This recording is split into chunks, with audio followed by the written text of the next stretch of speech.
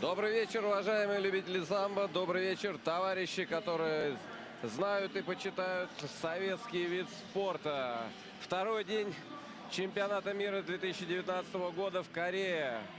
Корея, город Чхонджу. И на ваших экранах показательные выступления по самбо. Самбо слепых. Самбо для слабовидящих спортсменов. И разрешите представить спортсменов. Спортсмен в красной форме.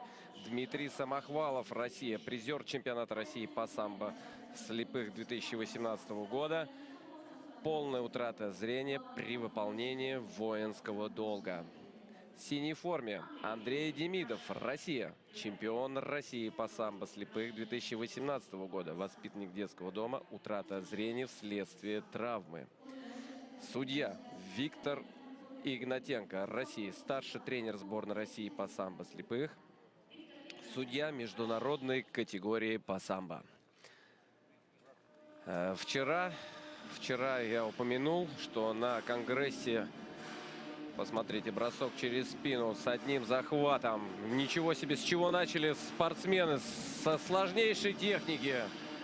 Еще один бросок через плечо. Подсечка с падением. Вчера упомянул, что на конгрессе было принято решение о развитии самбо слепых, о том, что это интересный ФИАС, о том, что такие люди нуждаются в самбо, в том числе ущемление ахиллова сухожилия. И будет разработано две системы. Первая для тотально слепых, то есть две категории для тотально слепых и для людей с ограниченным зрением. И, конечно же, огромную роль в развитии этого направления самбо выполняет рычаг колена со стойки. Выполняет, конечно, Роман Новиков.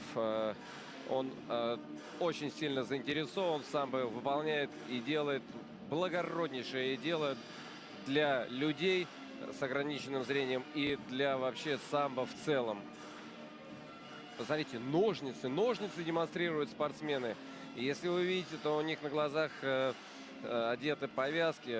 Это для того, чтобы точно уже никто не смог никуда подсмотреть. Вот это сложнейший переход после броска через голову с упором стопы в живот, еще на рычаг колена ушел. Вот так вот. Невозможно не аплодировать после этого. Ребята просто молодцы. И все это они делают, абсолютно ничего не видя. Посмотрите, что делают.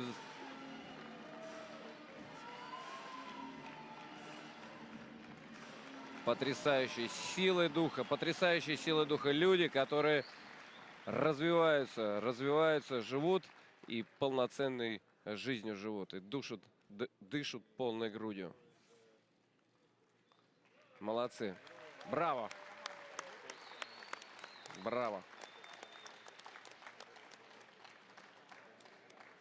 Итак, это Дмитрий Самохвалов и Андрей Демидов.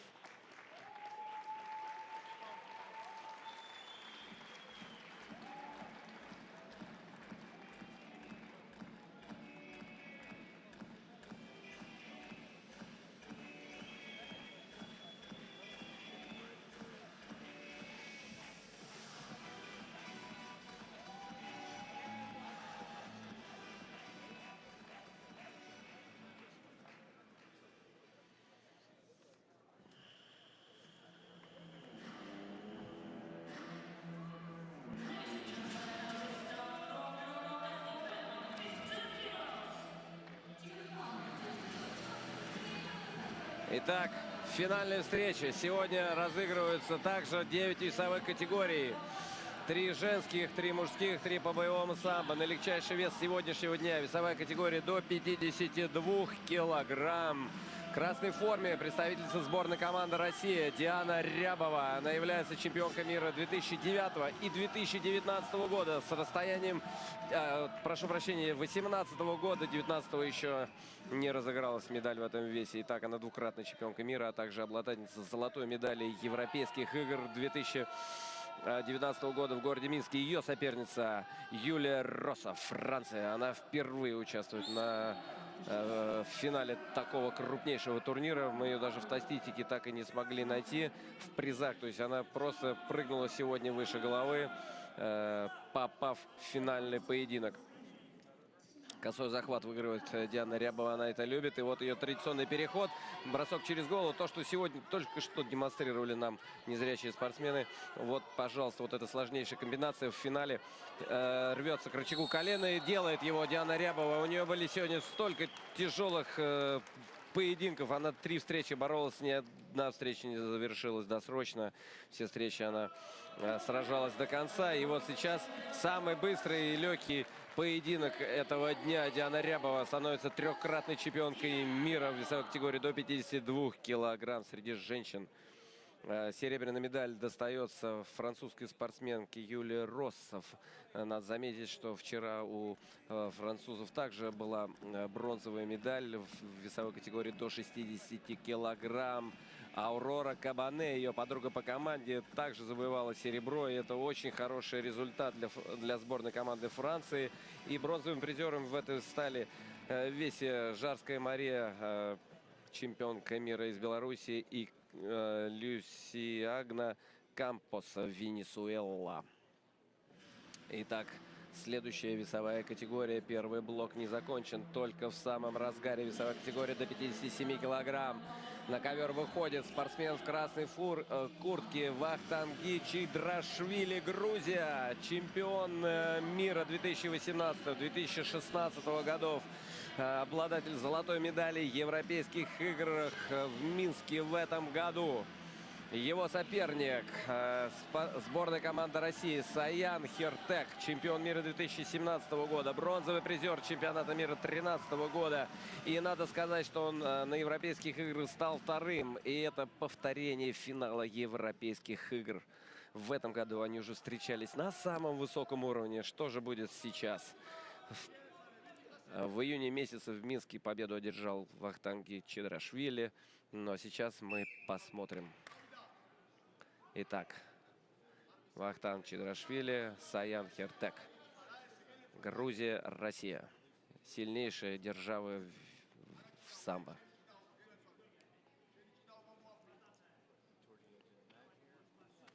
Подсечка изнутри.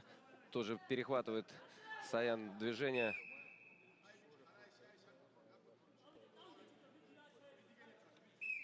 По 4 победы одержал каждый спортсмен, пока шел до финала.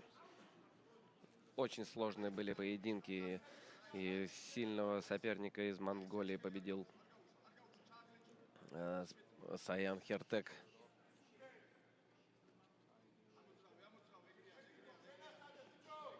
Прошу прощения, именно Чидрашвили этого монгола победил, который еще на универсиаде в Казани был серебряным призером.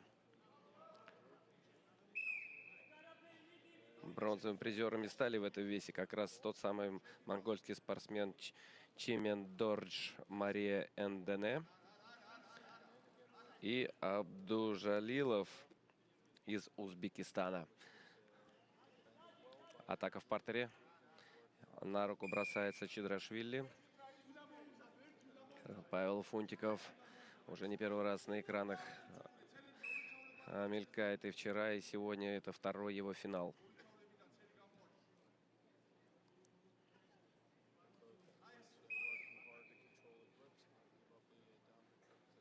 Замечание.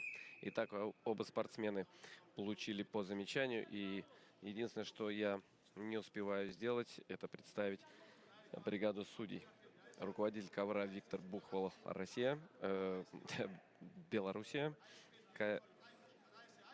Белек Жумагалиев, Казахстан, арбитр. И Анатолий Кантор, боковой судья, Украина.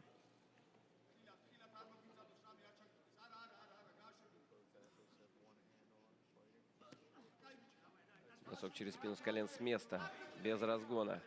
Оба спортсмена тащат на себя, оба стоят на пятках. Есть возможность бросать назад.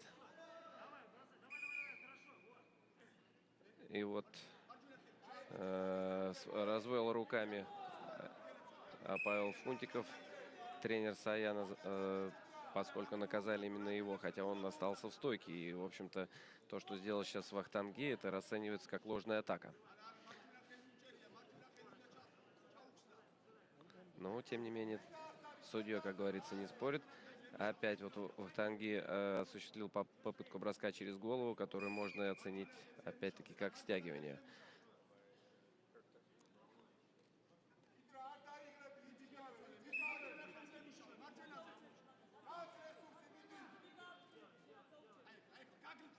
Это минимальное преимущество предупреждением при условии, что Вахтанги имеет замечание. Тут останавливаться нельзя, и надо только-только работать. Как только остановится Вахтанги, тут же судьи это заметят и накажут в ответ, конечно же. Вот хороший односторонний захват Вахтанги имеет, тащит за собой. Тащит за собой. Бычок делает Саян. С косого захвата опять спина с колен от Вахтанги.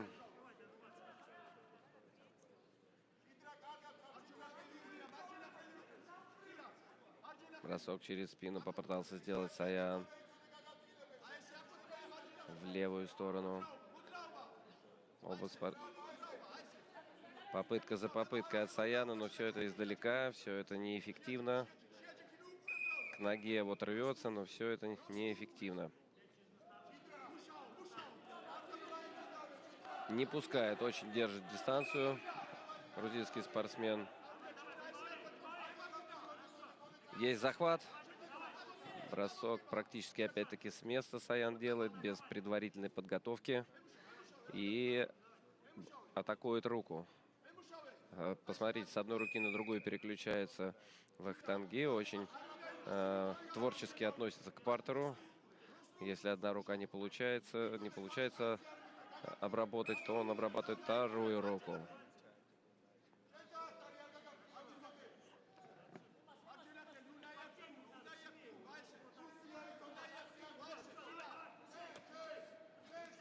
Рвут ребята захваты.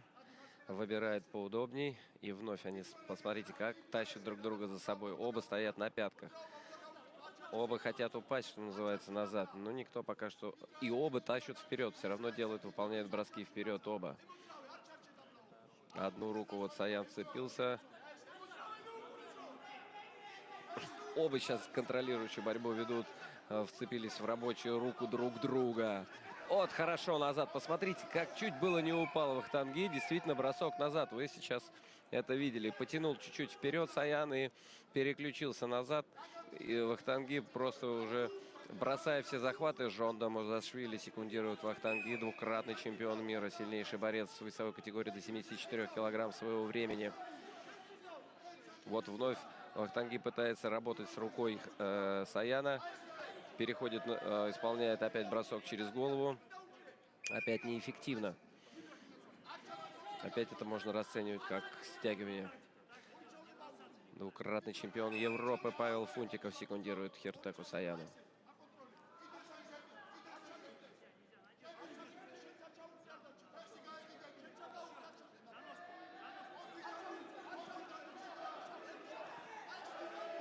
И вновь попытка броска через голову с упором неэффективно. Здесь вот вопрос, наказывать ли уже пора. Односторонний захват Вахтанги. Считанные секунды остается до конца. Опять вперед-назад пытается сделать Саян. Вырывает ногу. Время встречи. Время встречи, и мы поздравляем грузинскую сборную с золотой медалью чемпионата мира 2019 года в весовой категории до 57 килограмм. Чедрашвили к своим двум золотым медалям добавляет третью золотую медаль чемпионата мира. Хиртек Саян, Россия, остается с серебром. И бронзовыми призерами здесь стали Чимендордж Марал Эрдене из Монголии и Каримов Амалидин, Таджикистан. Очень сильная весовая категория. Красочные встречи, было интересно смотреть. Вообще сегодня было интересно смотреть целый день. Сегодня мы еще очень увидим много интересного, я надеюсь, в финале.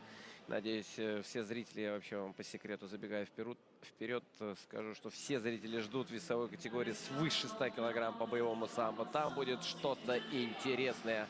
А это весовая категория до 62 килограмм. Федор Друманов, Россия, чемпион Европы 2019 года, 2018 года, обладатель Кубка мира 2019 года. Дебютант сборной команды России на чемпионатах мира.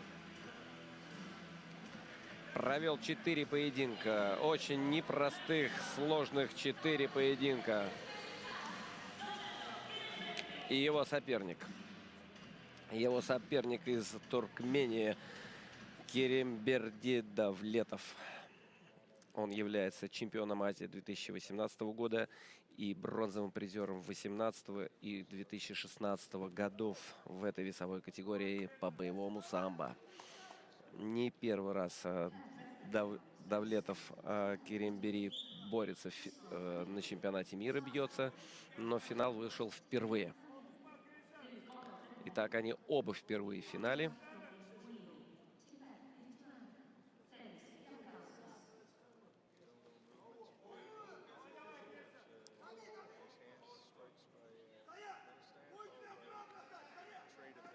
Размен ударов, бросок через спину скале.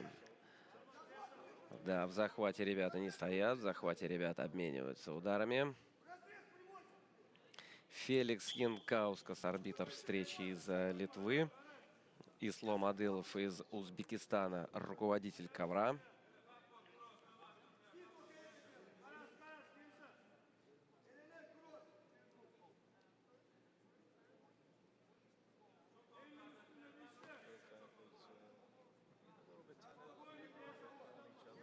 Дистанция.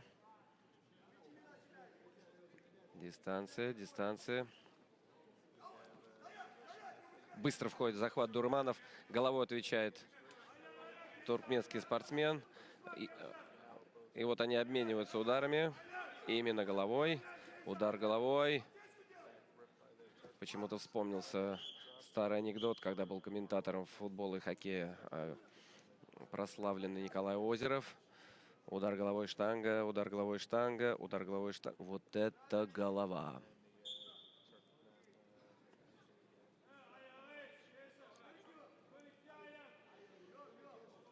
Но здесь в прямом смысле идет удар головой. Разведка опять на дистанции.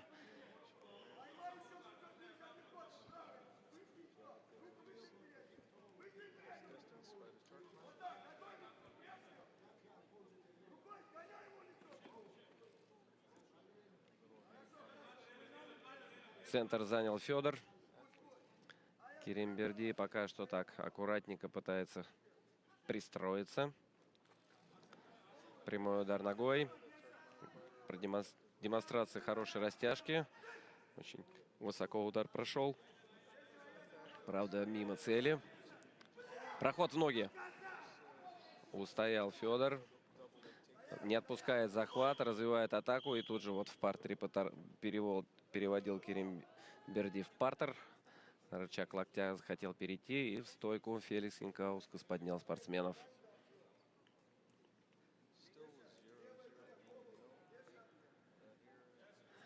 Замечание уже было у Керимберди. И это первое предупреждение. 1-0 повел Федор Друманов.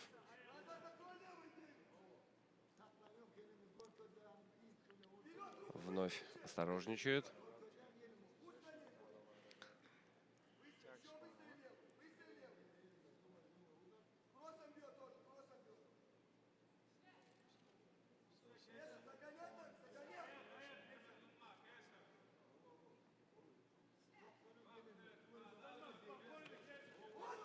В захват Друманов входит. Бросок через спину, да, с подготовкой, предварительным ударом колена. Так называемый расслабляющий удар. Здесь, конечно, в боевом самбо подготовку-то проще делать. В спортивном надо передвигаться или двигать своего соперника. Здесь подготовку можно осуществить расслабляющим ударом. Итак, 2 балла за бросок через спину с колен в правую сторону Друманов зарабатывает.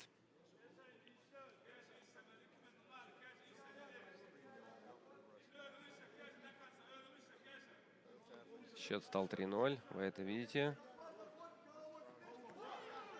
Дурманов более охотнее входит в захваты уже не первый раз после предварительной, так скажем, подготовки руками или ногами. Стремительно входит в захват. 2 балла ведет.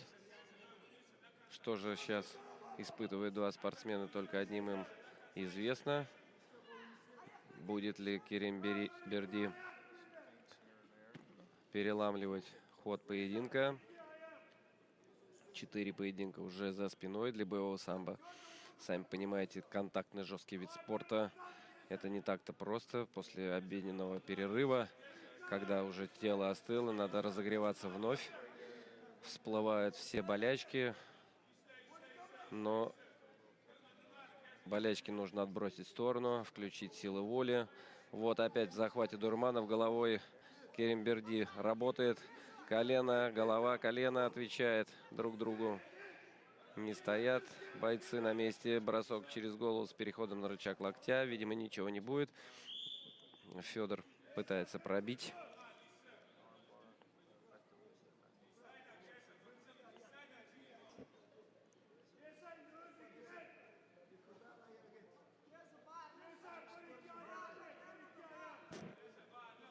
Борьба. 40 секунд. Хорошая растяжка. Пытается в голову пробить ногой Давлетов.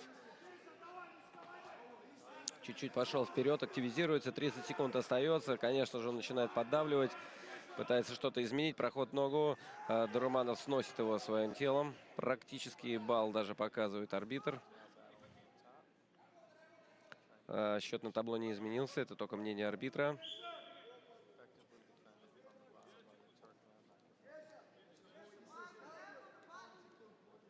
Ну, кстати, интересно, да, вот так вот можно было давать оценку. Синий пошел в ноги, красный пошел встречным движением корпусом на него, и синий же упал в Денис Вернаиси толчком. Он был осуществлен не руками, а туловищем. В общем-то, я понимаю мысли Феликса Инкаускаса, арбитра этой встречи. Итак, встреча закончена, и Федор Дурманов становится чемпионом мира в весовой категории до 62 килограмм по боевому самбо. Город Чхонджу. Мы поздравляем также, конечно же, Давлетова Керим Берди из Туркмении с серебряной медалью. Очень тяжелый трудовой день. Посмотрите, он устал, конечно же, кому сейчас легко. И бронзовым призерами стали спортсмен из Киргизии Имис Капаров и спортсмен из Таджикистана Сарбон Латифов. Он бросок через спину с колен любит проводить. Федор Дурманов. Вот она, растяжка.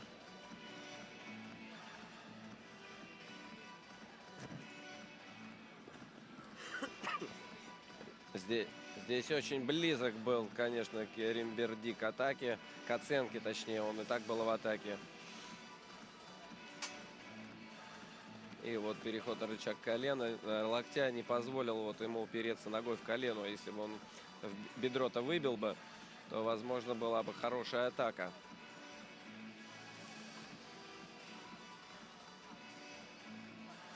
Колено. И вот здесь после предварительного удара коленкой, да, вот видите, бросок через спину, привел к падению на бок, что по правилам самбо 2 балла.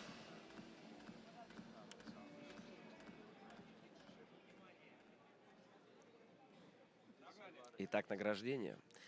Награждение первого финального блока. И первые пойдут, конечно же, девушки весовой категории до 52 килограмм. Напомню, что Жарская Мария здесь завоевала вместе с Люсаингой Кампос из Венесуэлы бронзовые медали. Жарская Марина, прошу прощения. Серебряной призеркой, на удивление для всех.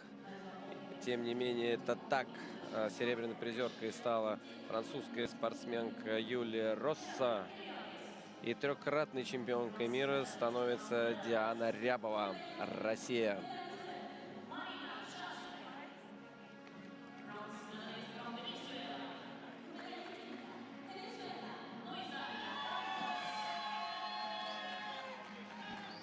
Поддерживают латиноамериканские спортсмены свою девушку. Молодцы. Вообще, конечно, приятно посмотреть на сборные команды различных стран, как они поддерживают своих спортсменов, помогают им всячески, как они могут, не только голосом, но и на трибунах мы видим дружеские отношения, когда поделятся бутербродом, дадут свою форму отбороться или еще каким бы то ни было способом, объятием и добрым словом.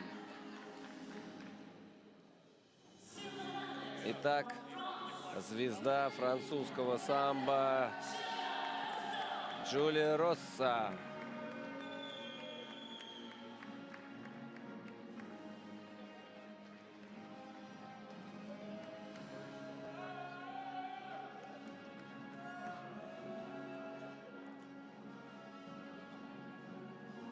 И, конечно же, сейчас будет награждена Диана Рябова, обладательница золотой медали Европейских игр 2019 года. Становится трехкратной чемпионкой мира по самбо. Город Чхунджу.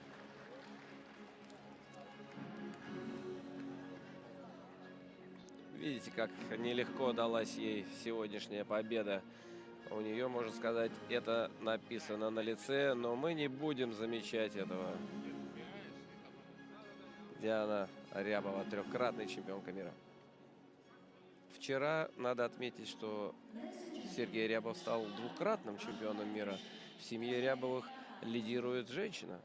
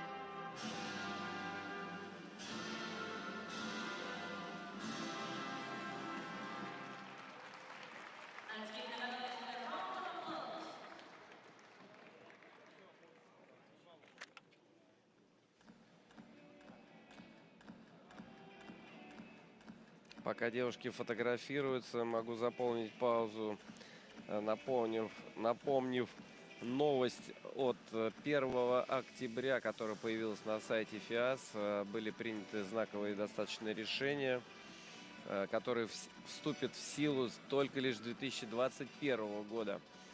Следующий год мы также живем по тем правилам, которые действуют сейчас.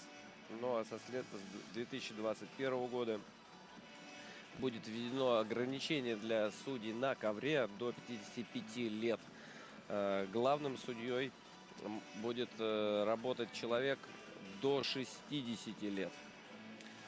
Новые весовые категории также будут введены, и их сейчас перечислять очень долго. Можно просто каждому заинтересованному человеку найти новость от 1 октября на сайте ФИАС и посмотреть возрастные и весовые категории.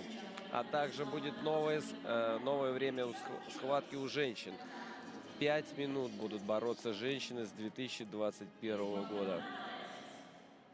Ну, а это весовая категория до 57 килограмм.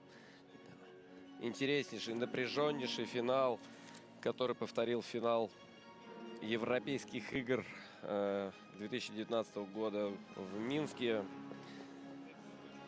между грузинским и российским спортсменом.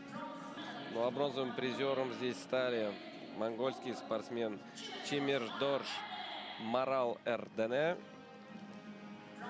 И также бронзовую медаль завоевал Абдужалилов из Узбекистана.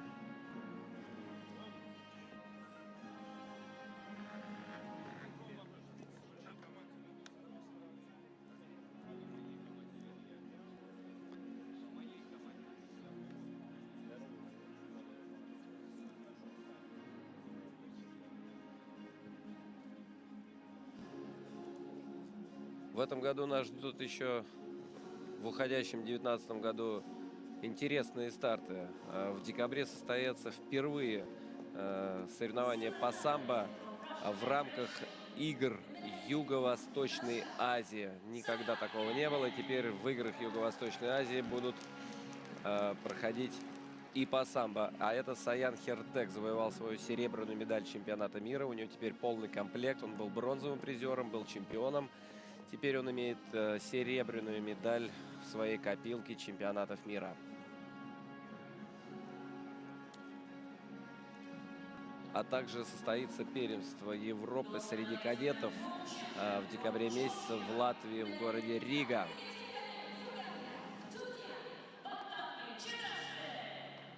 И Вахтанги Чедрашвили становится трехкратным чемпионом мира. Обладатель золотой медали Европейских игр. Чемпион Европы. Сильнейший борец в этой весовой категории, без сомнения, на данный момент.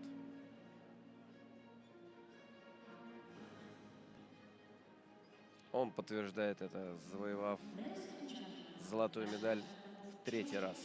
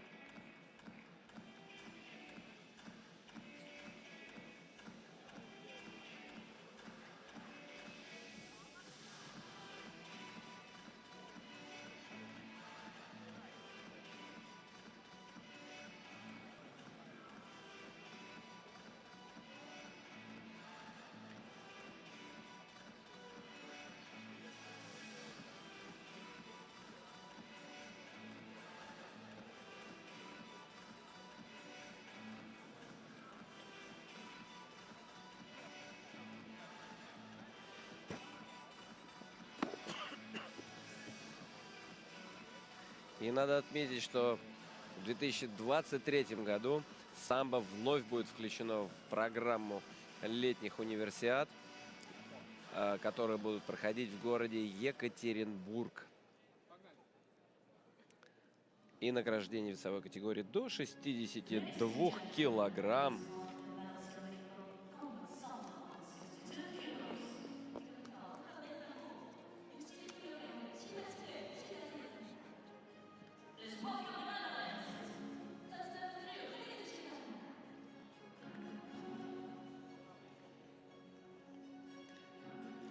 Бронзовые призеры: Емис Капаров, Киргизия, и Сарбон Латифов, Таджикистан.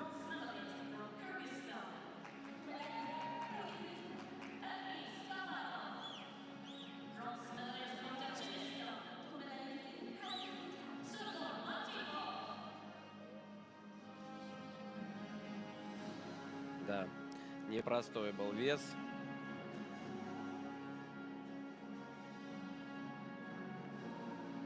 Президент Федерации самбо Колумбии, который в этом году был избран членом исполкома ФИАС, Амар, проводит награждение.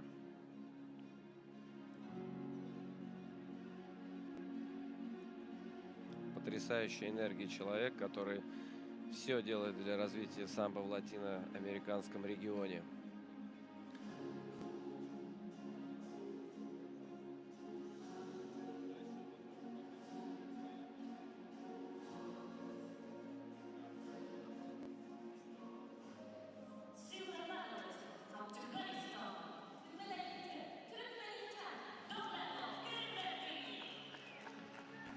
Серебряным призером становится спортсмен из Туркмении Керим Берди Давлетов.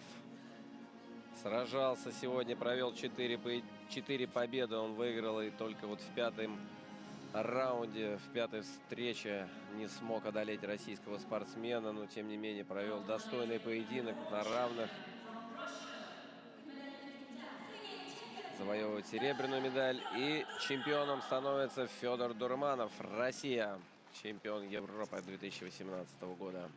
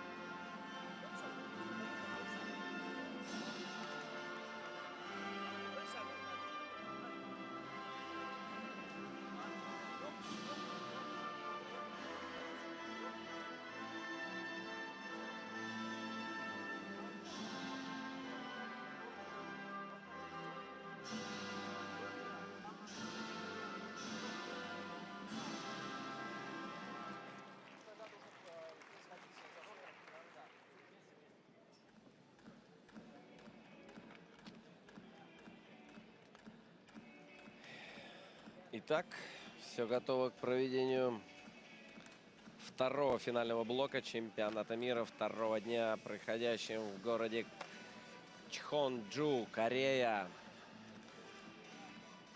Корейцы потрясающе организовывают чемпионат. Вчера было шикарнейшее открытие.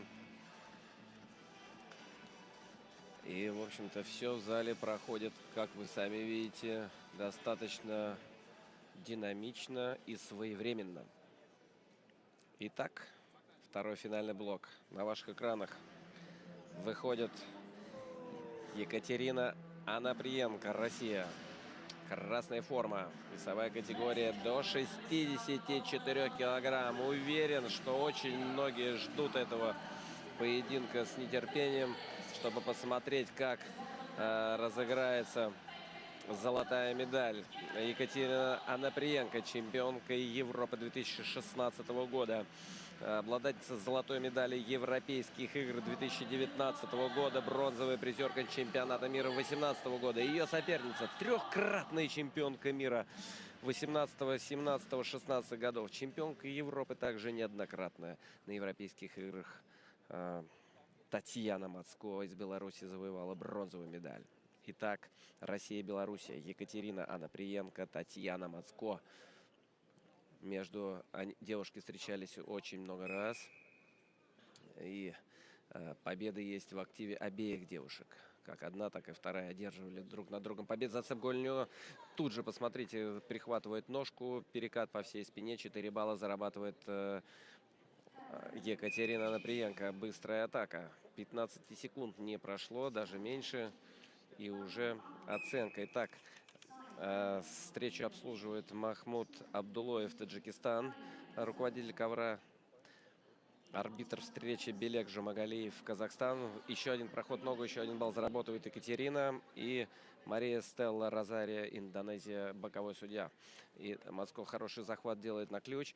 Пытается сделать бросок через голову. Он удается с паузы. Это без оценки, но был перевод в партер. Если бы не край ковра, то, возможно, была бы атака на удержание.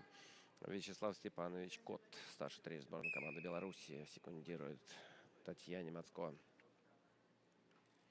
5 баллов. На самом деле это необычайно большое преимущество для этих двух девушек за столь короткую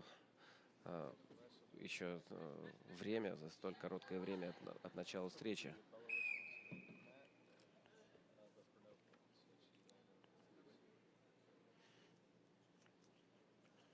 Александр Перепелюк,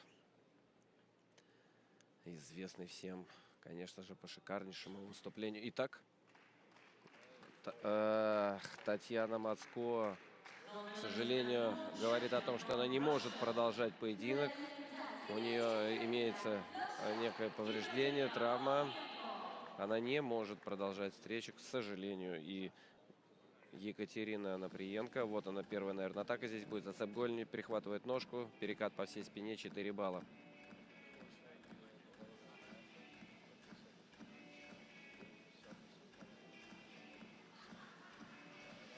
Вот еще раз.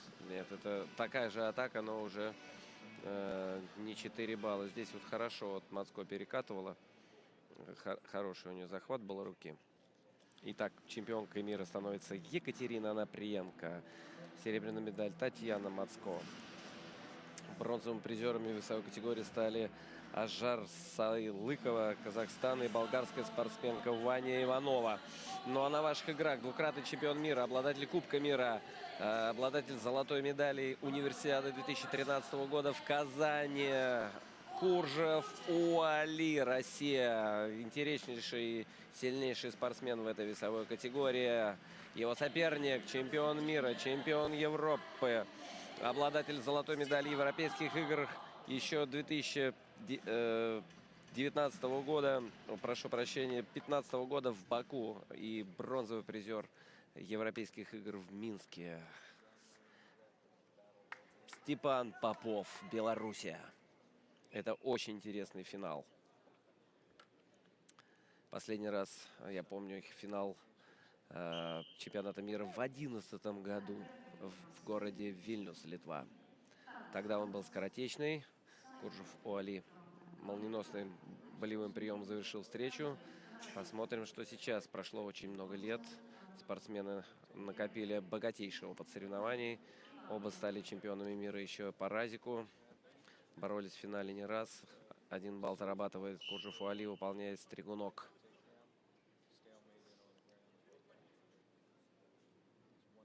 Константин Фофанов секундирует Куржева Уали.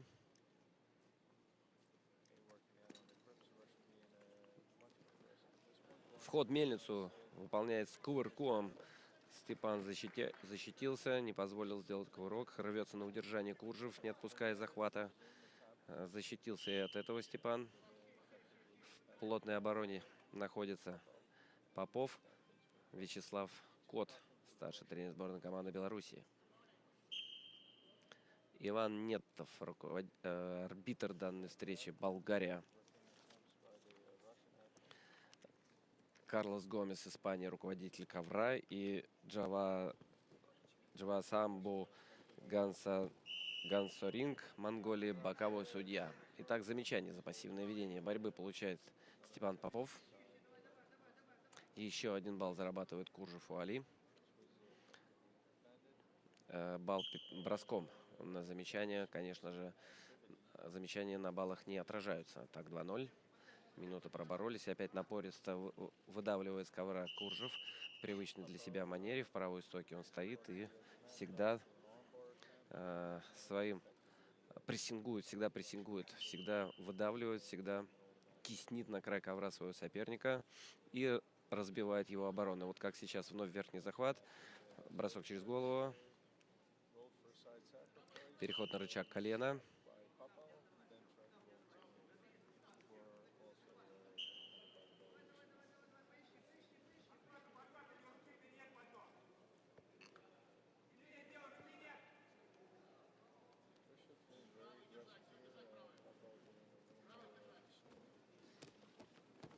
На краю ковра, как опасно все могло сейчас измениться. Выталкивал, теснил Куржев своего соперника.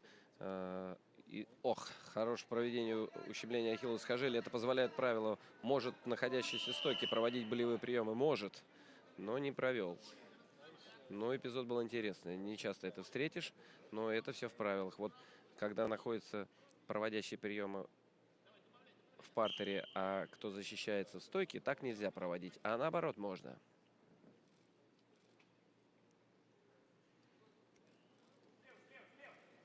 Думающий спортсмен Степан Попов, очень волевой, 2-0.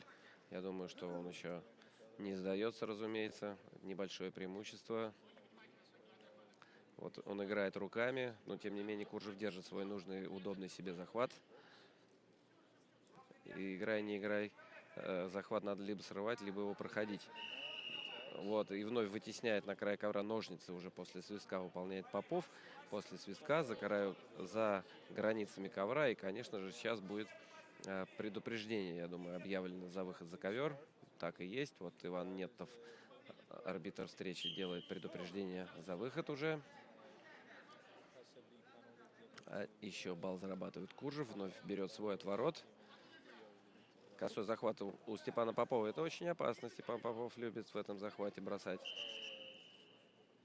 Он может разогнать и на бросок через голову и сделать переднюю подсечку.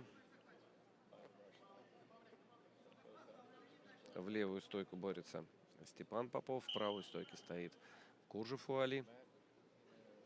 Вот он опять, правую руку пытается Степан обработать, но пропускает. Вот он и начал ее обрабатывать, пропустил тут же. И в атаке Куржев, посмотрите, рвется на мельницу, выхватывает ногу, на ахилл переходит Степан Попов. Перейдет ли он еще раз? Нет, так вроде выдернул, перевернул на спину даже у Али, но не продолжил резкое и активное выполнение ущемления ахиллова сухожилия. Косой захват Степан Попов берет. Куржев все равно находит свой отворот. Глубже подбирается Степан. Куржев тут же делает бычок. Все проходит в динамике. Чувствует Куржев прекрасно. Если захват не его, то можно сделать активный подворот и разбить все замыслы своего соперника. Настоящий игрок Куржев, он все чувствует. Вот хороший захват у Степана Попова, косой захват, и выход за ковер. Что же будет сейчас, как среагирует Иван Неттов? Да, он реагирует за выход замечания. Да, это был выход. Кстати, интересный момент. Поехали ноги у Куржева, и он упал-то на живот. Тут можно было бы даже при желании зажить 2 балла. Вновь косой захват у Попова. Хорошо, Куржев сзади обходит. Делает посадку назад. Хорошо, как косой захват контрил Куржев. Но я возвращаюсь к предыдущему движению. Там, конечно, так интересная ситуация. Подскользнулся Куржев, не сам упал. Не хотел он падать. Выдавливал Попов. И вновь борьба на захватах. Конечно же, Попов идет вперед. Куржев берет свой захват. За ножку выдергивает Попов. Балл зарабатывает. Падение на живот. Счет становится 3-1. Слышатся крики «давай-давай, прибавляй» белорусской команды. И опять с правой рукой работает Попов, а Куржев не дает ее обработать и теснит на край ковра Попова.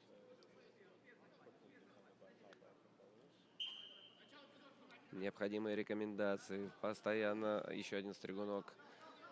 Секундант Куржева всегда говорит. Константин Фофанов. Онлайн, что называется, ценное указание онлайн.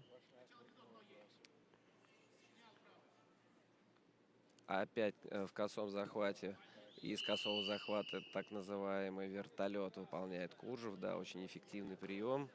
Когда проигрываешь косой захват, то можно вот так вот контрить, как сейчас, без оценки, но тем не менее пошатнул, что называется, своего соперника. И вновь, да, вот косой захват, он почувствовал, что это...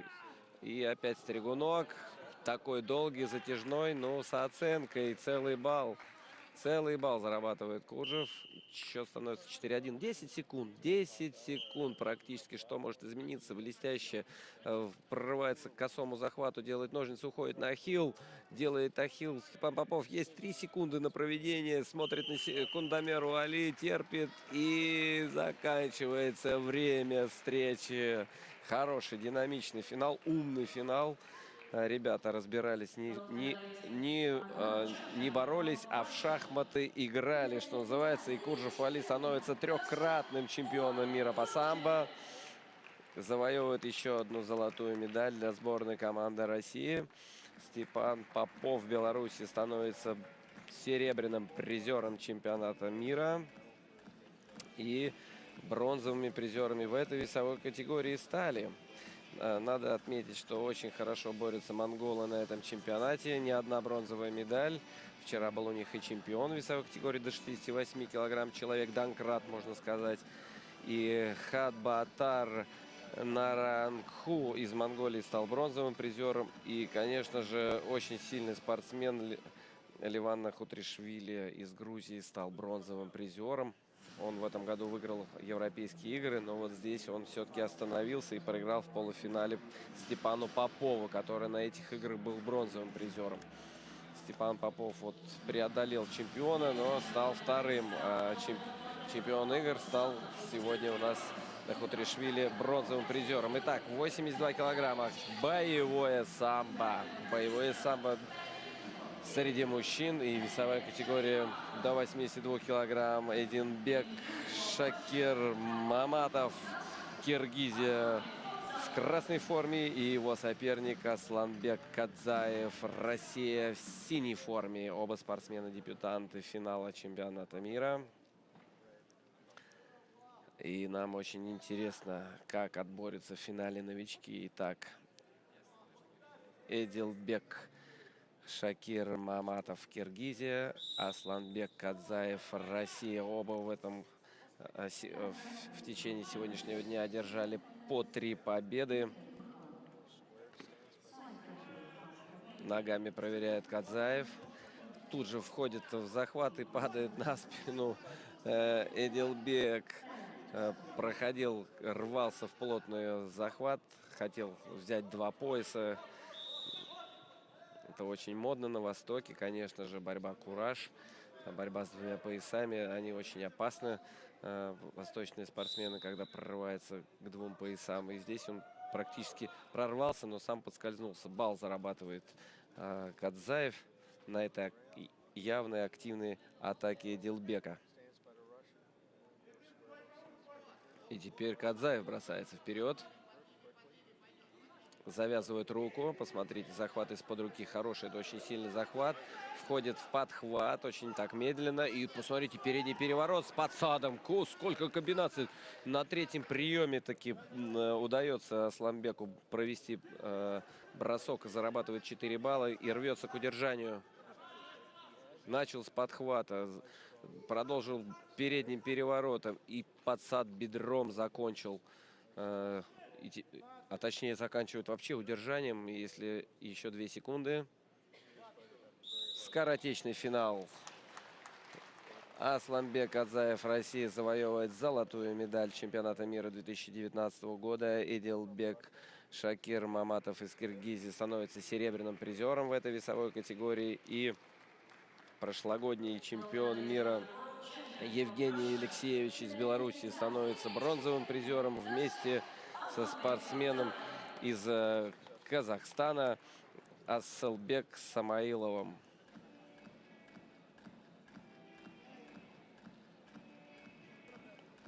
Итак, а это у нас тут мелькнула весовой категории аж до 74 килограмм. Вот в активной атаке Куржев Уали.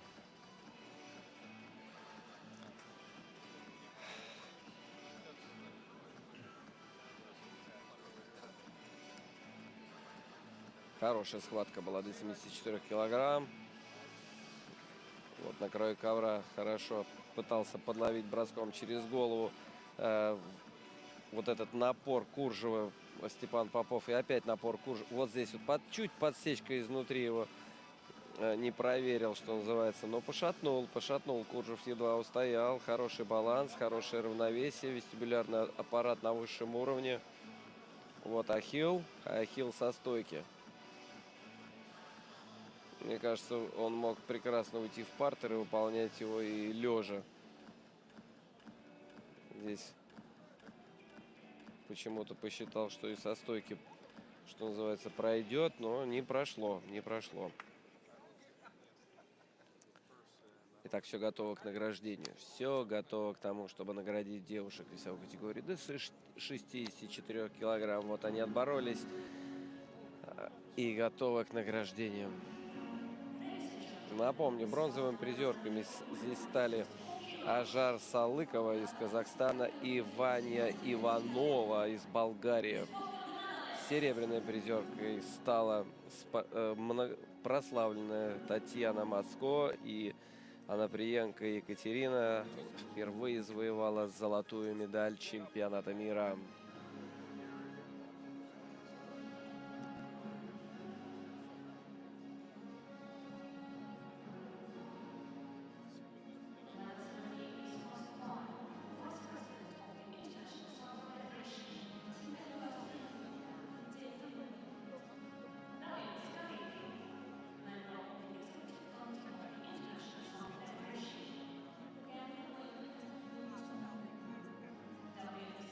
Награждение будет проводить Скалил Дайли, президент Африканской ассоциации самбо. И господин Мун, президент Корейской федерации самбо, хозяин этих соревнований. Итак, бронзовые призерки встали на свою ступеньку.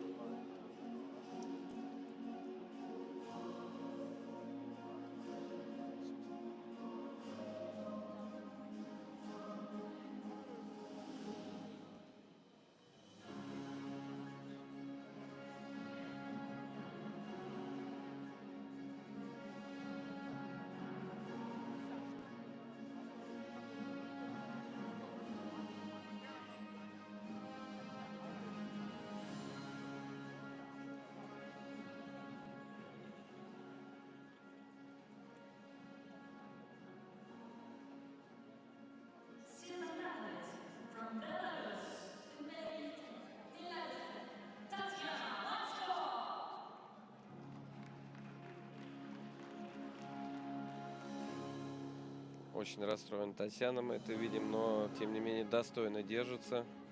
Молодец. Волевая спортсменка, трехкратная чемпионка мира, сегодня на серебряной ступеньке пьедестала почета.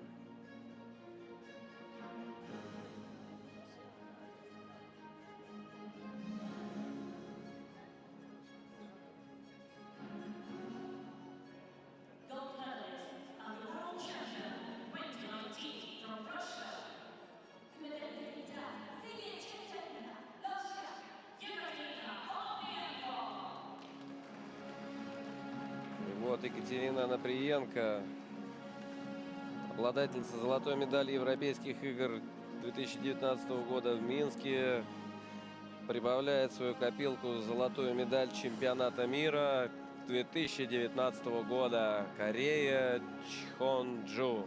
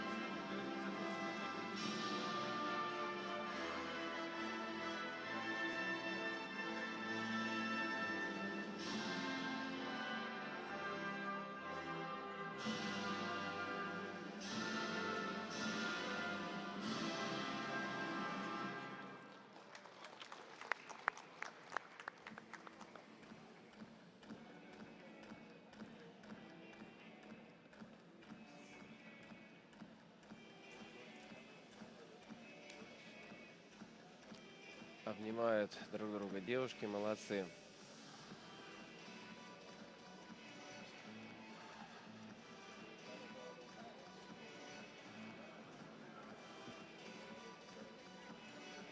Итак, весовой категории до 74 килограмм. Вот Степан Попов здесь выхватывает ногу и зарабатывает балл. Касается бедром Куржи-Фуали. И вот вечный напор. Напор у Али. Ах, сорвался захватик. Вот здесь вот хорошо вроде выиграл сначала захват, но не было хорошей фиксации плеча не было. Итак, вот это весовая категория.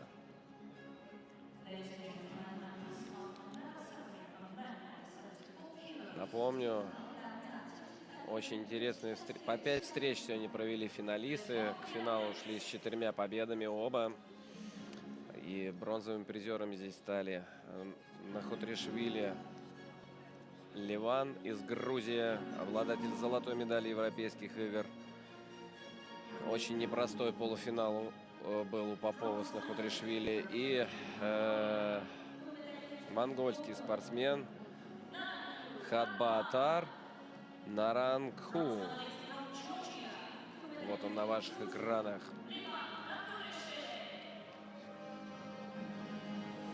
Потрясающая весовая категория. Много сегодня было вообще зрелищных встреч. Мексиканец, точнее, прошу прощения, испанец сегодня поразил 2 победами. Потом его уже все-таки остановил монгольский спортсмен в третьем кругу.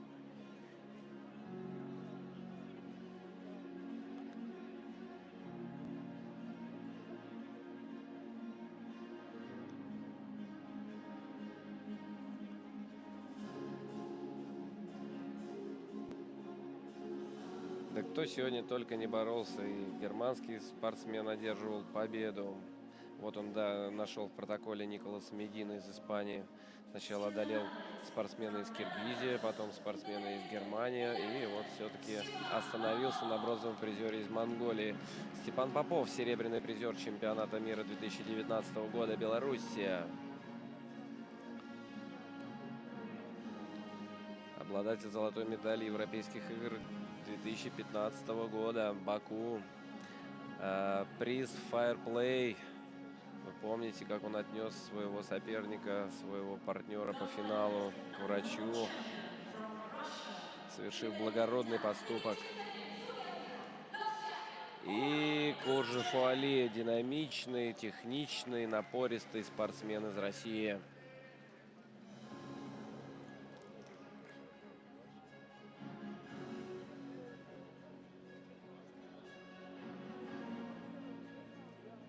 Становится 3-кратным чемпионом мира по самбо.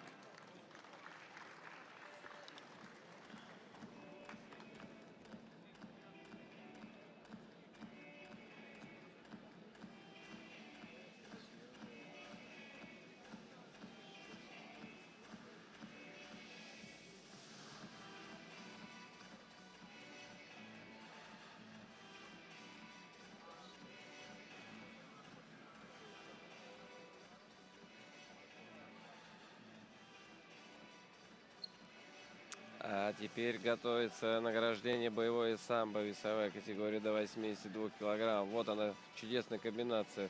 Зацеп с подхватом, передний переворот и подсад бедром. Считать удержание. Да, это здесь было великолепно, конечно, красивая комбинация.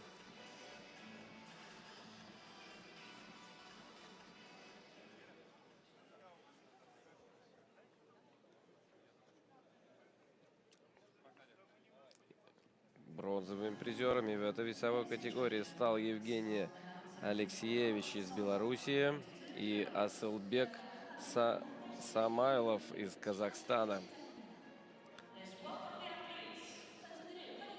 Эдилбек Шакир Маматов из Киргизии завоевал серебряную медаль, и Асланбек Кадзаев из России стал чемпионом весовой категории до 82 килограмм. Боевое самбо.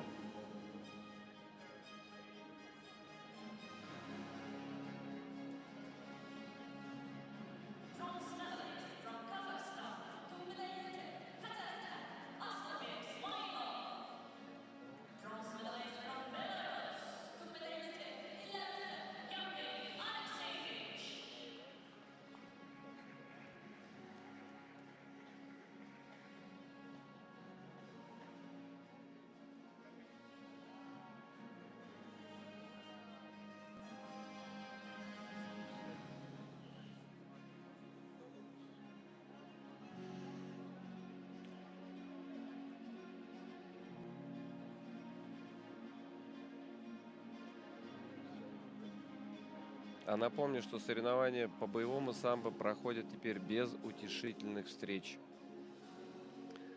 С этого года утешение в боевом самбо отменили для сохранения, в общем-то, жизни и здоровья бойцов. Поскольку после поражения еще раз выходить и биться, сражаться, это не так-то просто.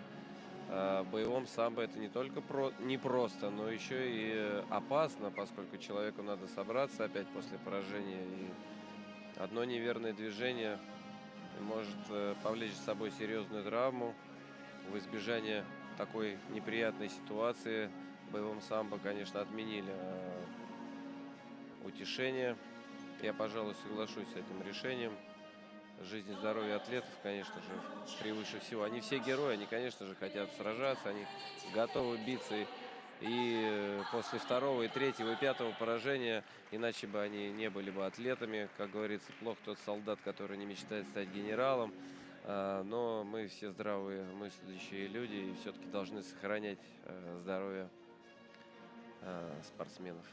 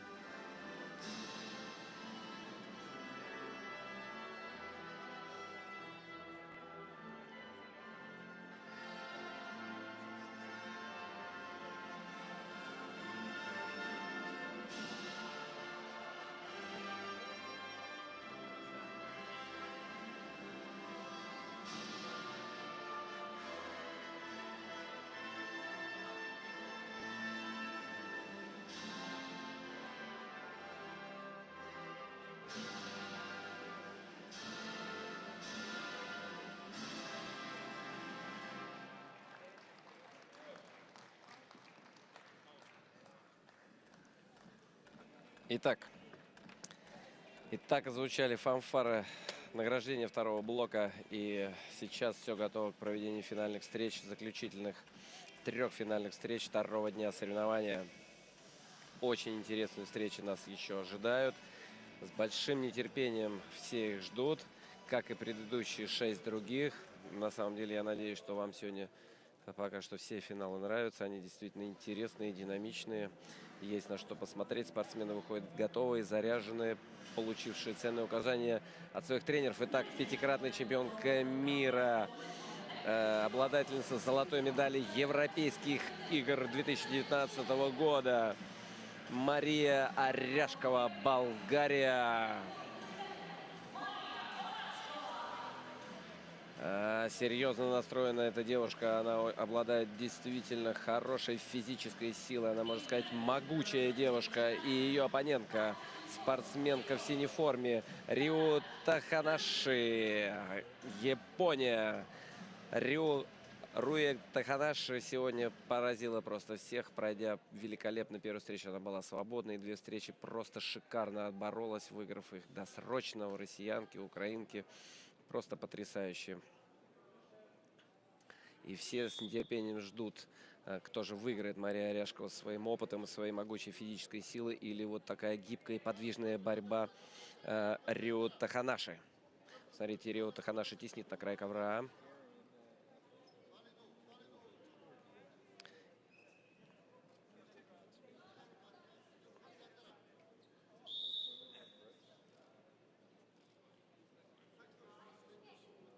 Японская спортсменка, в общем-то, так уверенно была в захвате, но, прошу прощения, не совсем понимаю сейчас решение Кайрата Даскалиева из Казахстана. Или я что-то упустил в этот момент, отвернулся.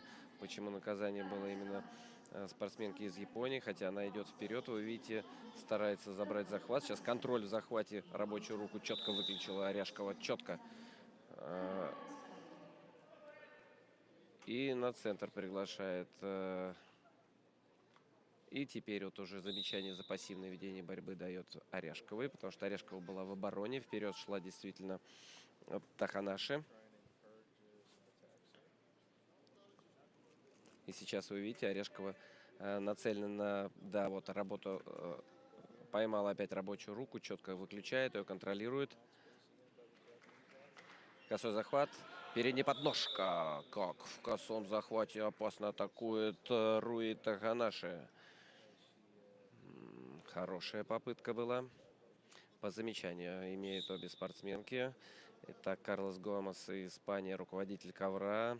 Таргон Хаванесян, Франция, боковой судья. И Кайрат Даскалиев, Казахстан, арбитр встречи. Это действие не оценивается.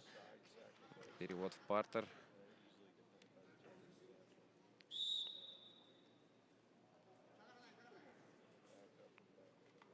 Рвется своей левой рукой рабочей к захвату. Есть захват у Таханаши. Опять сбивает все задуманные планы Таханаши Аряшкова вот таким вот швунгом. Передняя подсечка с падением, можно назвать этот прием. И предупреждение за пассивное ведение борьбы получает японская спортсменка. Балл 1-0 повела Аряшкова. И вновь вот она берет односторонний захват для того, чтобы поймать руку. А в захват Гадаули рвется японская спортсменка. Вновь сбивает Аряшкова. Посмотрите, она очень хорошо держит свое равновесие. Она очень сильна. Не выходи за ковер, говорит ей арбитр. Да, но за ковер действительно выходить не нужно. И опять Гадаули. Гадаули рвется по-грузински японская спортсменка. Посмотрите. Да. Не может глубоко взять захват. Аряшкова контролирует. Опять сбивает. Тут по-разному можно посмотреть. Шла на удержание японская спортсменка. И она сейчас даже обозначила, что она могла бы накрыть. Почему сейчас был свисток? Динамичная борьба была в партере. Но судьей не разговаривает, а выполняет его приказы. Указание решения, точнее решение. Решение было поднять стойку. Перевод в партер, опять без активного. И опять на удержании не дает накрыть. Уже зрительный зал возмущается. Почему? Вы, может быть, слышите сейчас, да. Очень сдержанно секундирует тренер японской сборной. Вот вновь Гадаули. Вновь рвется вперед. И вот здесь 1 балл оценивают судьи. Удержание пока открывать нельзя. Ну и свисток рано опять дать. В общем, 3-й раз не дали накрыть на удержание. 3 раза с удержанием.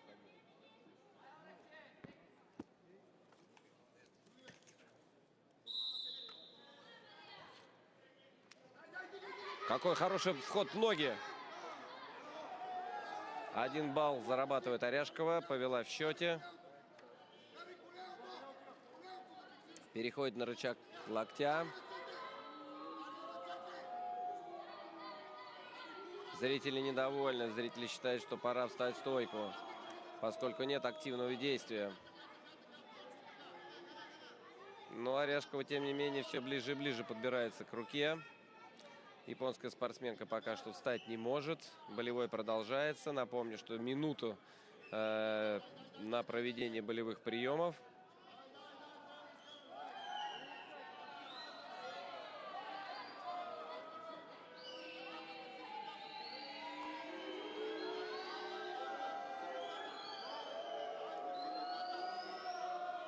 Зрительный зал недоволен, требует стойку.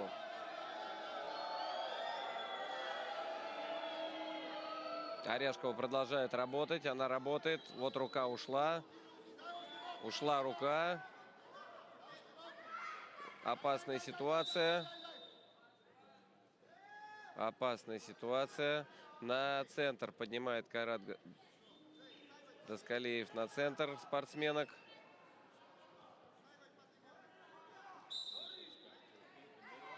Уход в партер практически без борьбы от Оряшковой.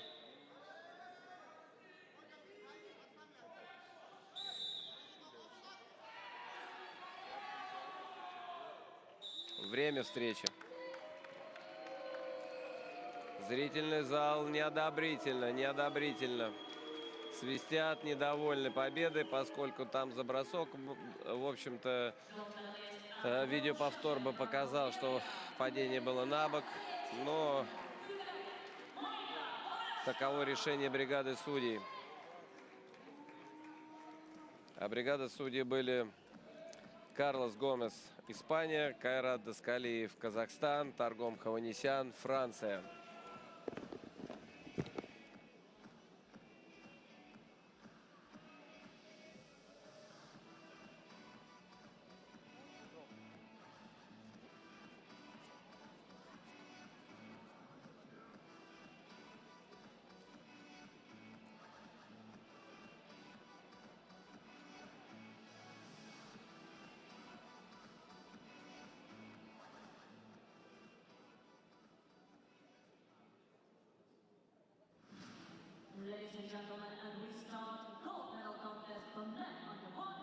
Ничего не надо, она этот балл заработала. Ну что ж, весовая категория до 100 килограмм. Мужчины, очень интересный финал. Спортсмен в красной форме, обладатель золотой медали еще 2015 года чемпионата мира. Обладатель золотой медали Европейских игр 2019 года в Минске Давитил Лариашвили, Грузия. Его соперник, дебютант сборной команды России Руслан Киселев.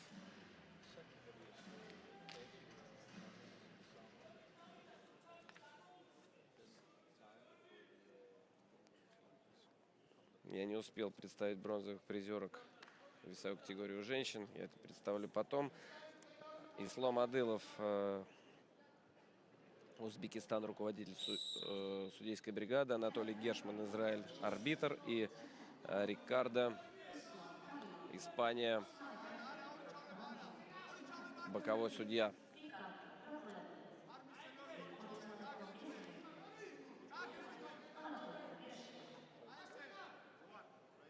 Давитил Лариашвили, обладатель, конечно же, могучей силы. Он и чемпион Европы, и многократнейший призер и чемпионатов мира и Европы. Это очень опытный спортсмен,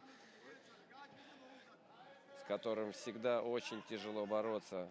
И он, конечно же, не раз одерживал верх над многими соперниками. И молодой дебютант Руслан Киселев, Россия.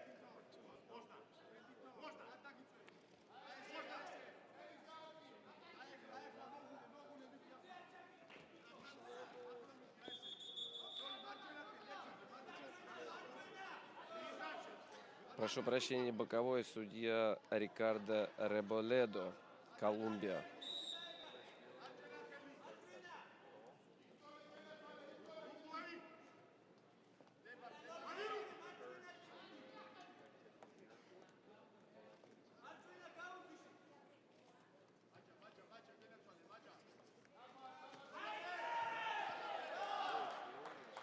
Комбинирует подсечка изнутри, захват за ногу Давите. Зарабатывает балл. Хотя он уже имеет замечание за пассивное ведение борьбы. Это его подхлестнуло. Он действительно активизировал свои действия. Имеет отворот сейчас. Нет. Два рукава. Пояс. Никак не выберет захват. Не дает Руслану ему взять. К поясу рвется Давити. Видимо, второй раз попытался, но не взял. Руслан Киселев на вытянутых руках борется.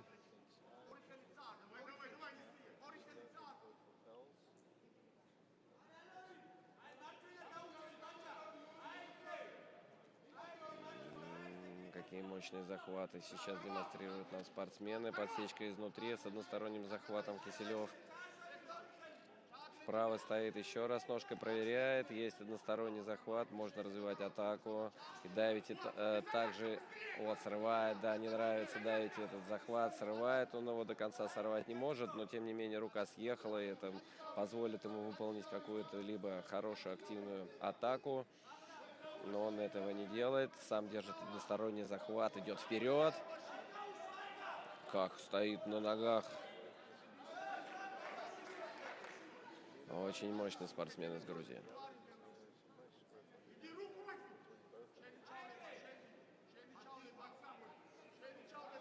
Опять односторонний захват. Они просто зеркально стоят в правосторонней стойке. Бросок через спину с колен. Руслан Киселев накатывает. Не накатил. Хорошо вернулся. Внезапно глубоко вошел Дмитрий Борисович Кабанов. Тренер Руслана Киселева. Указание онлайн.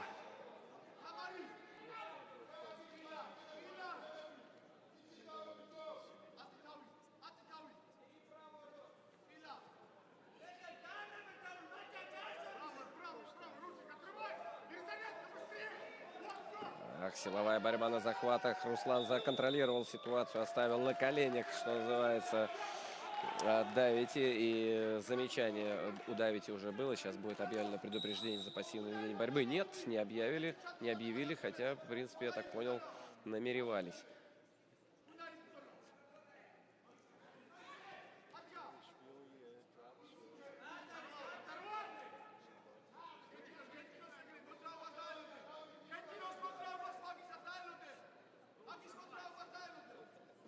Бросок через спину. Это был вход уже похуже предыдущего. Не очень хорошо подготовленный.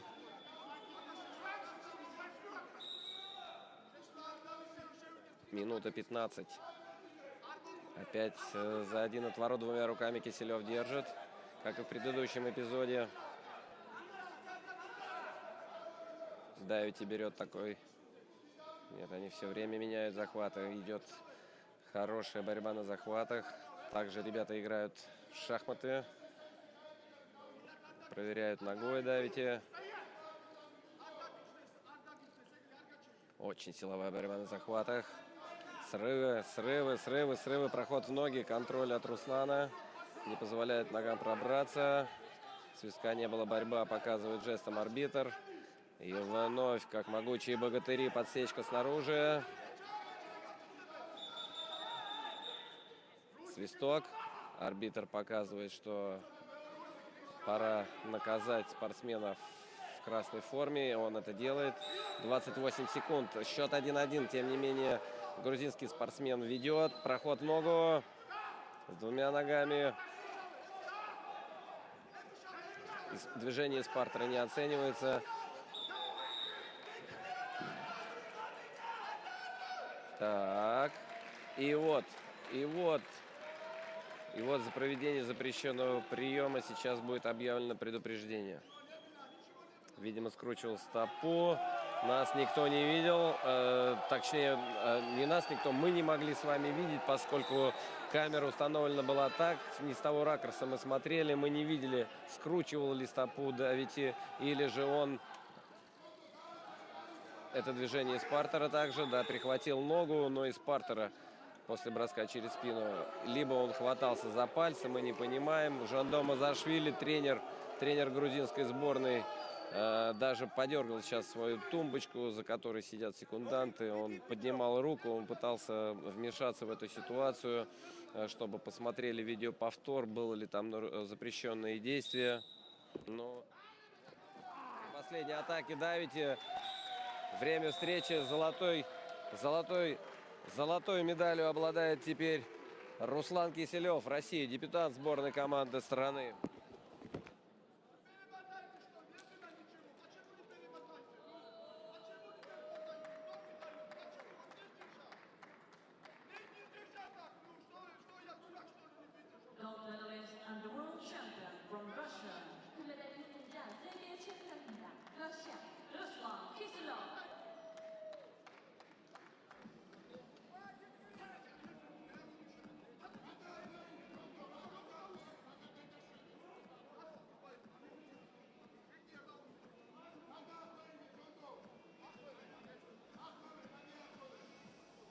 Спортсмен. Сейчас прошу прощения. Серик Байрыдмурат. Ну что ж, очень тяжелый трудовой поединок. Очень сильная работа на захватах. Физически ребята продемонстрировали хорошую подготовку. И для объявления победителя сейчас вызывается они на центр. Руслан Киселев, Россия. Недоволен зал. Но никто не видел. Вот здесь мы с вами видим спины спортсменов. Мы не видим за что. Вот здесь мы видим, что не держит. Здесь мы не видим захвата за стопу у грузинского спортсмена. Только то, что было до этого возможно. Но здесь мы не увидели. Когда он начинает...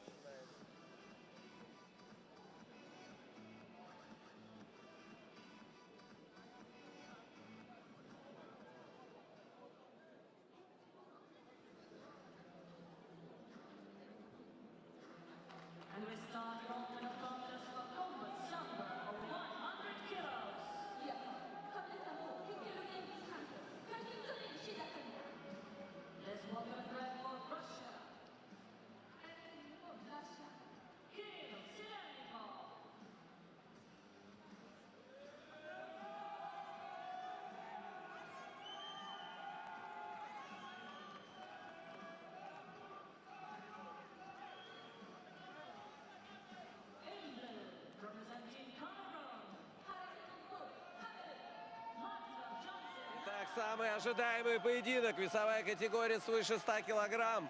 Боевое самбо. Самый ожидаемый поединок сегодняшнего дня. Вот это сейчас мы посмотрим с вами.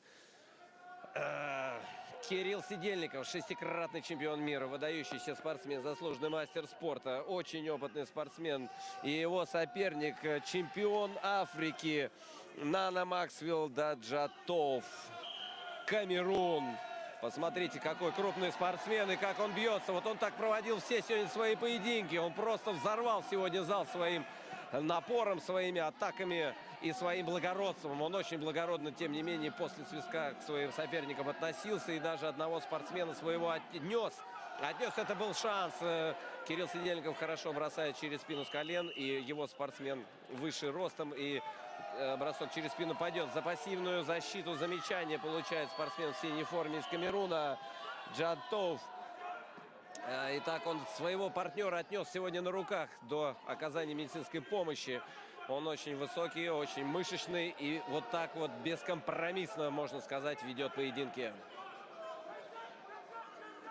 Все очень сильно ждут вот такого опытного Кирилла Сидельникова. Но надо заметить, что Кирилл Сидельников выступает сегодня с травмой. У него очень неприятная травма кисти. И вот такой мощный напор чемпиона Африки из Камеруна. Ну, надо сказать, сейчас чуть стал осторожничать стал камерунский спортсмен. Он днем с большим рвением это делал. Смотри, ну тем не... так, контрприем, бал, введение из равновесия. И опять пассивная защита. Сейчас будет предупреждение, конечно. Бал за выведение из равновесия зарабатывает Кирилл Сидельников во время проведения подхвата. Еще сейчас балл, наверное, заработает за пассивную. Александр Конаков, я читаю по губам. Вот так и работай. Конечно же, скорее всего, надо бороться. Если кисть болит, нет возможности атаковать ударами.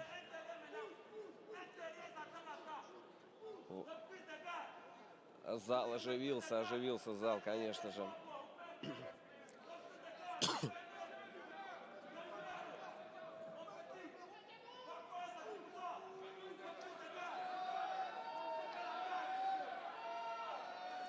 Да, вот оно, предупреждение за пассивную защиту. Поединок продолжается.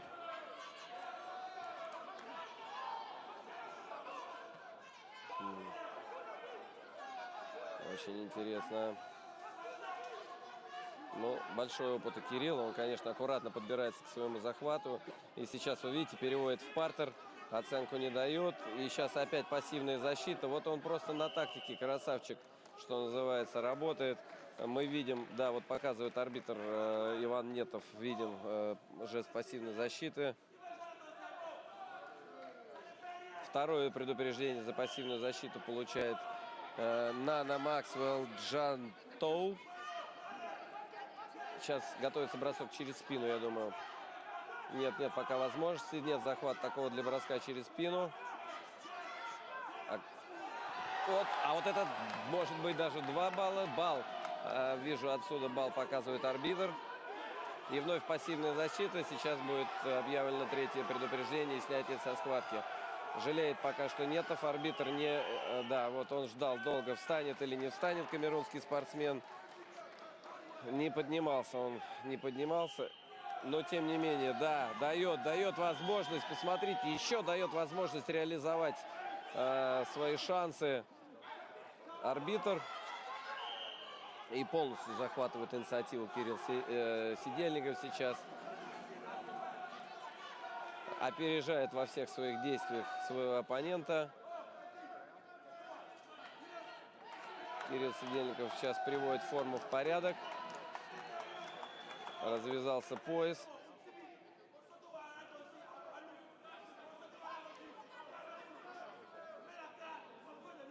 Есть несколько секунд подышать.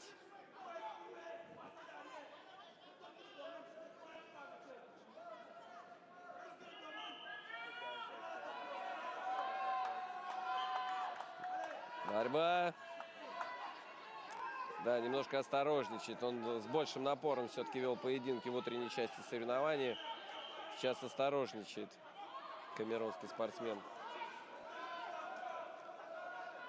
Все-таки борьба после перерыва, она носит немножко другой характер. Очень тяжело опять вот попасть в ту струю, которая была утром. Опять также разогреться, поймать, что называется, кураж. Вот сейчас вот кажется, он начинает ловить этот кураж. 2 минуты еще у него есть. Берет, промахивается, все равно в голову не попадает. Захват. Пытается сделать бросок. Так. Стойку поднимает арбитр. Иван Нетов из Болгарии, очень опытный судья. Приглашает на середину. Борьба. Опять берет односторонний захват. Гадаули верхним захватом в подхват лезет и встает. Да, надо только вставать, только вставать. Смотрите, и продолжает атаковать. Выход за ковер. Выход за ковер. Первое замечание у Кирилла Сидельникова.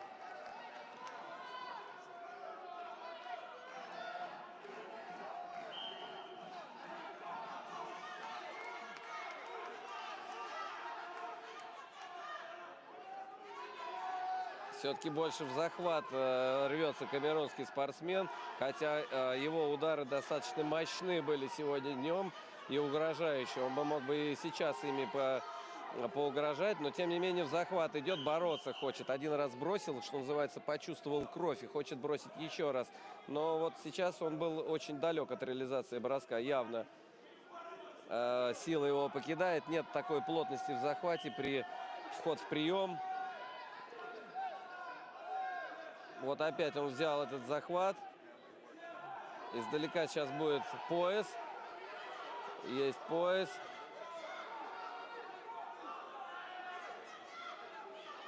Да, нету силы для динамики. Бросок через голову. Заваливает, но не может завалить. Выдергивает руку Кирилл. Сейчас заходит.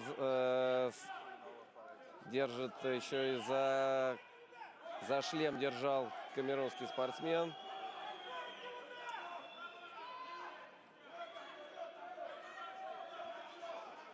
В общем-то, это сейчас решение судей могут и снять камерунского спортсмена за захват за шлем. Это невозможно проводить.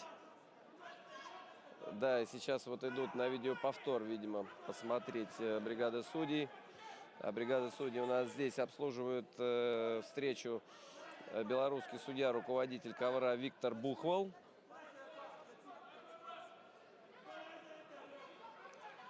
Иван Нетов, арбитр, и Белек Жамагалиев, Казахстан, боковой судья. Непростой поединок, серьезный поединок, очень интересный. Борцы на середину. Итак, борьба. Все, решили продолжить. Действительно, как говорят зрители очень часто в такой ситуации, пусть борются. И они действительно борются, потому что вот они в захвате стоят, удары не производят, не обмениваются ударами. Хороший захват и локтем проверяет камерунец в голову. Чемпион Африки не сдается, идет вперед. Подхват. Подхват без оценки. Сейчас есть возможность пассивная защита сидельников. Да, выход. Да, но арбитр встречи фиксирует вываливание, то есть выход за ковер. 16 секунд.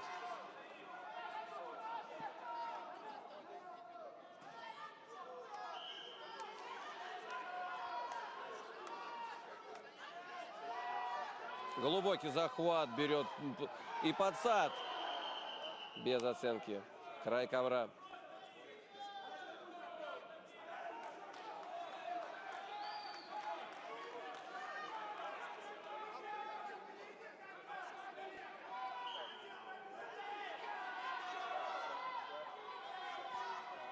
О, подсечка догоняет время встречи.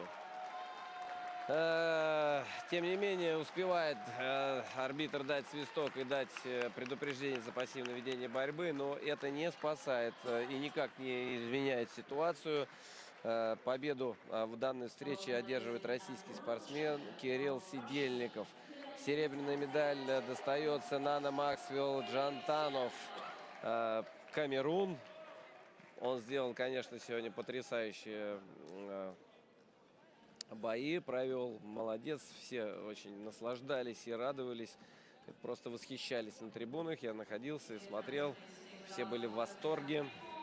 Бронзовыми призерами стали узбекский спортсмен Хакимджон Исмаилов и спортсмен из Украины Размик Танаян. И сейчас будет произведена церемония награждения весовой категории до 80 килограмм среди женщин, до 100 килограмм среди мужчин и боевое самбо свыше 100 килограмм. Ну и вот эти видеоповторы, да, где активно вел борьбу Джантон Нана Максвелл. Джанту, видимо, это правильно читается, Джанту. Джанту Нана Максвелл. Действительно серьезный африканский спортсмен. Уже хочется его видеть где-нибудь на следующем чемпионате мира. Вновь в финале, вновь бьющимся за золото. Ну, а это сильные, статные, красивейшие женщины до 80 килограмм. Победу празднует Мария Аряшкова из Болгарии. Ее оппонентка Руита Хаши из Японии завоевывает серебряную медаль. И бронзовыми призерками здесь стали спортсменка из Испании Паула Мартинес и украинская спортсменка Галина Ковальска.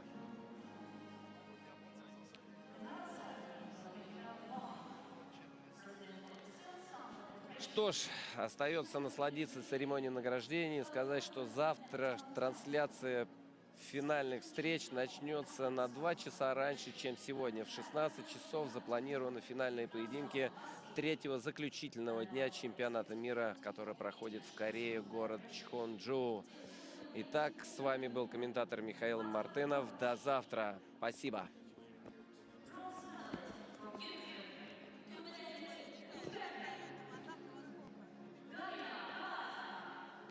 Все для вас. Ну что ж, чудесные финалы. Вообще сегодня чудесный день. То ли от того, что кофе был.